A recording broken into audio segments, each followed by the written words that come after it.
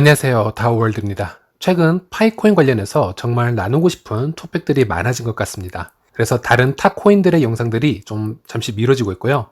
시간이 날 때마다 파이코인 위주로 계속 소개를 해드리고 있는데요. 오늘은 파이코인을 다루고 있는 공신력이 있는 미디어들에 대해서 얘기를 해보려고 합니다. 사실 공신력 없는 미디어까지 거론을 하자면 긍정적 기사이든 부정적 기사이든 정말 많은 파이 관련 기사들이 쏟아져 나오고 있기 때문에 좀 머리가 아플 수가 있고요. 그 모든 기사들을 다 살펴보기란 쉽지가 않을 겁니다. 그래서 오늘은 그 중에서도 핵심 중에 핵심만 추려보겠다라는 겁니다. 제일 먼저 이 수많은 미디어 중 어떤 미디어가 가장 공신력이 높고 수준 높은 기자들이 그 미디어에 존재하는지 잠시 얘기를 해드리자면요. 일단 여기 보이는 8개 미디어는 대체적으로 믿고 보셔도 될 만한 곳이라고 생각하시면 됩니다. 보통 이런 공신력 순위라든지 추천 리스트 같은 경우는 평점들과 전문인들의 평가를 통해서 절대적 평가라고 할 수는 없지만 공신력 리스트 같은 게 나오게 되는데요. 또 이곳에서 파이 네트워크를 다룬 기자들의 다른 기사들을 한번 훑어보면요. 그들의 암호화폐에 대한 이해도는 상당히 높다라고 할 수 있겠습니다. 기사의 그 양도 며칠에 하나꼴로 나오게 되는데요. 한국 같은 경우 파이 기사를 쓴 분들의 과거를 한번 살펴보면 하루에도 4개에서 5개 이상의 기사를 써 내려갑니다. 물론 하루에 만들어내는 기사 양이 퀄리티를 측정하는 절대적 지표라고는 할 수 없지만은 분명 하나의 화제를 기사로 써 내려가기 위해서 탐구한 깊이를 보면 차이가 완전히 없다라고는 할 수는 없을 것 같습니다. 그래서 이런 메이저 미디어에서 뽑아내는 암호화폐의 글들을 보면 기본적으로 그 프로젝트의 백서나 로드맵, 또 개발진이 가지고 있는 철학 등에 대한 이해도가 갖추어진 상태에서 기사 스토리가 진행이 되는 경우가 많고요. 짧게 요약 정리를 해주더라도 핵심 포인트만 간추려서 뽑아내는 능력이 기본적으로 탁월한 것 같습니다. 이 추천 메이저 미디어 리스트를 보면요. 제가 여기 노란색 줄을 제가 2군데 그어놨는데요. 하나는 코인텔레그래프와 또 하나는 비트코인 리스트, 이 두 미디어에 표시를 해두었습니다. 그 이유로는요. 이 파이 네트워크에 대해서 장점이든 단점이든 한 번이라도 길게 언급한 메이저 미디어라서 제가 표시를 해둔 것이고요.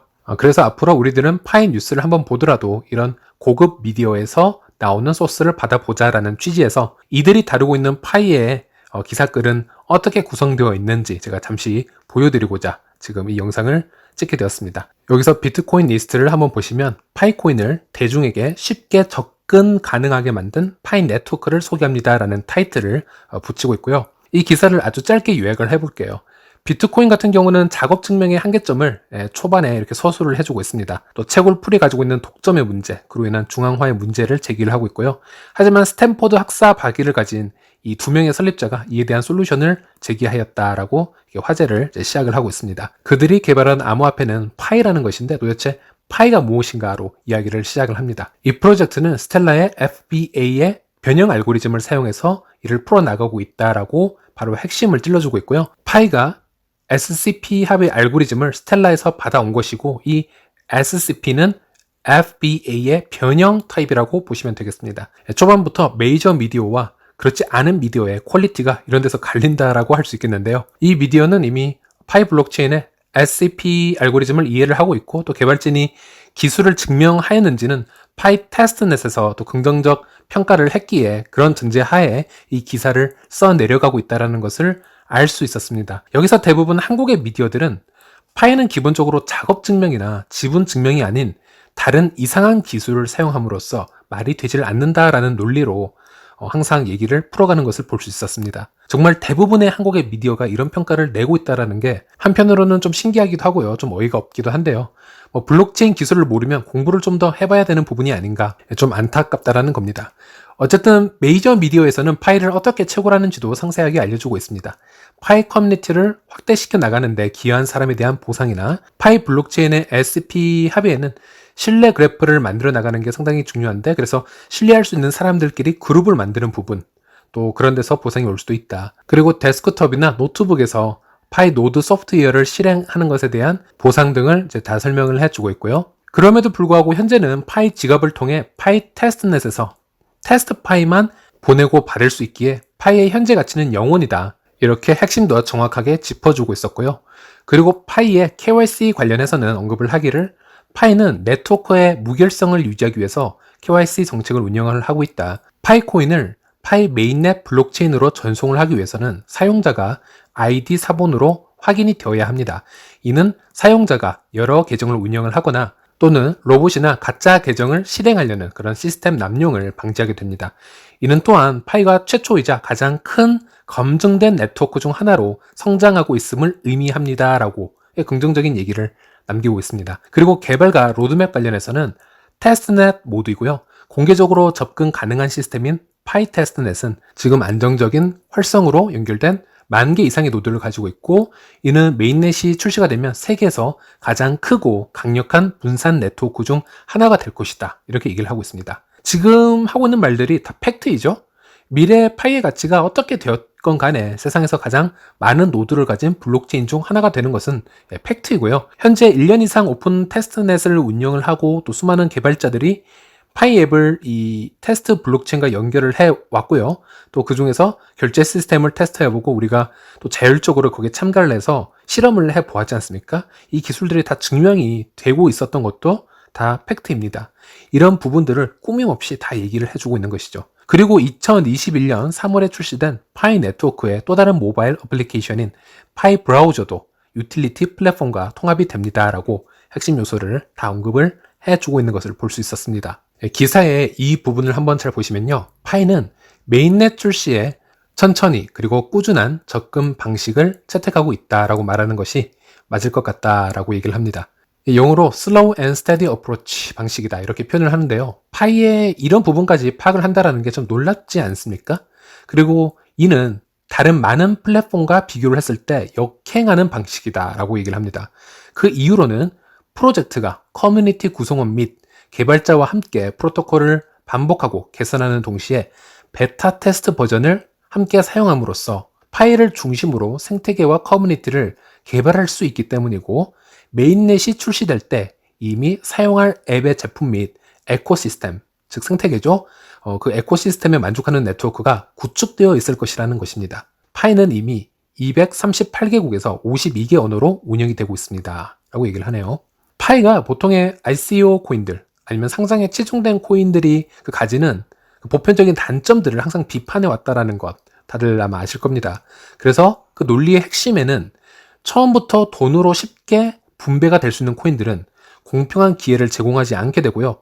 또 건전한 생태계를 구축하기 힘들다라는 중심 논리가 항상 있는 것이고요. 그래서 생태계 기여를 할 수 있는 자발적인 커뮤니티 인원들에게 코인들을 공평하게 분배를 해주고, 이 안에서 지속적으로 P2P 거래나 여러 장치들을 걸어두어서 코인의 가치를 안정적으로 좀 만들어 나간다.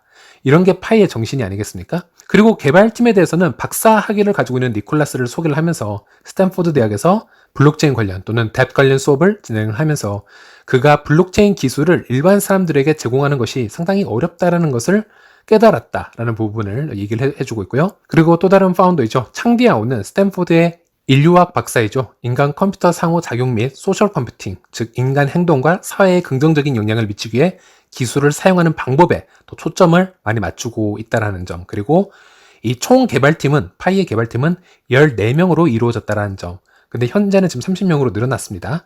그래서 이런 부분을 사실적으로 다 기사화시키고 있다는 겁니다. 그리고 이 기사의 결론은 이게 상당히 중요한데요.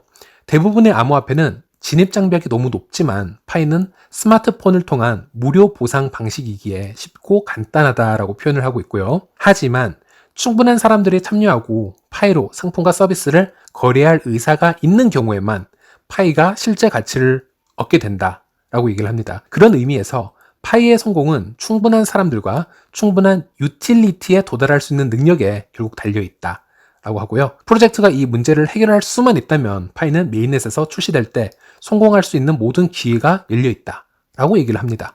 이 메이저 미디어 중 하나인 비트코인리스트 같은 경우에는 이 파이를 너무 객관적으로 잘 분석을 해 주었고요. 만약 파이에 대해서 어떤 부정적인 글들, 비판적인 글들을 쓰더라도 이 정도 이해가 있는 선에서 얘기를 해준다면은 얼마든지 우리도 받아들일 수 있고 이해하려고 노력을 하겠다라는 것이죠. 자, 그리고 코인텔레그래프에서도 이미 2019년에 파이 네트워크를 긍정적으로 다룬 적이 있었습니다. 암호화폐 출시 6개월 만에 50만 사용자 달성이라는 기사를 내었었고요. 사실 유일하게 파이가 모바일 무료 채굴 코인 중에서는 이런 메이저 미디어를 탈 수 있는 그런 수준이라고 생각하시면 될 것 같습니다. 제가 보았을 땐요, 절대 유저 수가 많다고만 해서 이렇게 이런 미디어에 실릴 수 있는 것 같지는 않고요. 개발진의 능력이나 블록체인의 기술이 어느 정도 검증이 되었는지, 적어도 테스트넷은 돌아가야 될 것 같고요. 그리고 커뮤니티의 사이즈와 그 커뮤니티로 어떤 로드맵을 이끌어 갈 것인지 등등, 이 모든 게 합리적으로 맞아 들어가야만 그래도 이런 메이저 미디어의 관심 정도는 받을 수 있지 않을까라는 생각을 해봅니다. 이 미디어에서도 파이의 새로운 기술에 대해서 집중적으로 얘기를 하고 있는데요. 특히나 Security Circle이라고 하죠. Ledger Validation Mechanism이라고 해서 스텔라의 중요한 핵심 요소 중 하나입니다. 스텔라에서는 쿼럼 슬라이스라고 불리는데요. 신뢰 관계망 형성으로 서로 신뢰하는 사람들에게 투표를 해서 또 합의를 하는 알고리즘을 얘기를 하고 있는데요. 그리고 니콜라스와 같은 대학의 교수이죠. 현재는 스텔라 재단에 있는데 스텔라의 SAP 알고리즘을 개발한 데이비드 마지에르 교수 영향을 받았다. 또 이런 것에 대해서도 얘기를 하고 있습니다. 그리고 마지막으로 한 가지만 더 알려드리자면 아까 제가 보여드린 이 리스트에는 없는데요. 우리가 또 자주 확인해야 되는 미디어가 하나 있습니다. 바로 야후 파이낸스인데요. 많은 유명 전문가들이 이 야후 파이낸스의 기사를 많이 가지고 오고 분석을 하는 이유는 그만큼 믿을 수 있는 수준의 기사들로 구성이 되어 있다라고 생각을 하시면 될 것 같습니다. 이미 야후 파이낸스에는 2019년에 파이 네트워크 기사가 실렸었고요.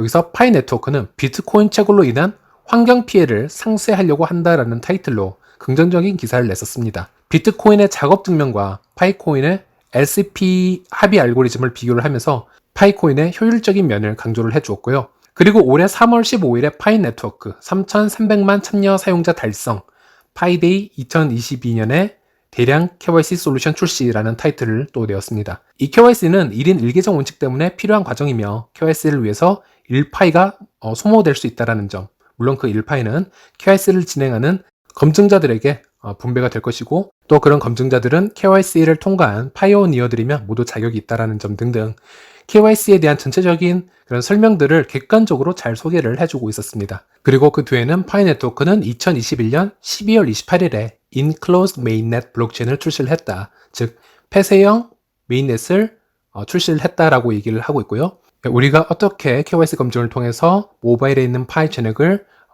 마이그레이션을 할 수 있는지 또는 파이 앱을 사용을 하거나 노드 운영을 한다거나 파이 락업을 통해서 네트워크에 좀 더 새롭고 다양한 유형의 기여를 함으로써 채굴 속도를 늘릴 수 있는 부분 이런 것도 설명을 다 해주고 있습니다. 이런 부분은 우리들이 다 들었던 얘기이기 때문에 일단 중복 설명은 피하기로 하겠고요. 만약 제가 언급했던 믿을만한 이런 언론사에서 앞으로 파이에 대한 기사들이 또 나온다. 그리고 그게 부정적이든 아니면은 어떤 스캠으로 치부를 하던 글이든 어떤 글이든 그런 것들이 나온다면 저는 앞으로 여러분들께 바로 공유를 해드리도록 하겠습니다. 제가 억지를 부리거나 그런 게 아니고요.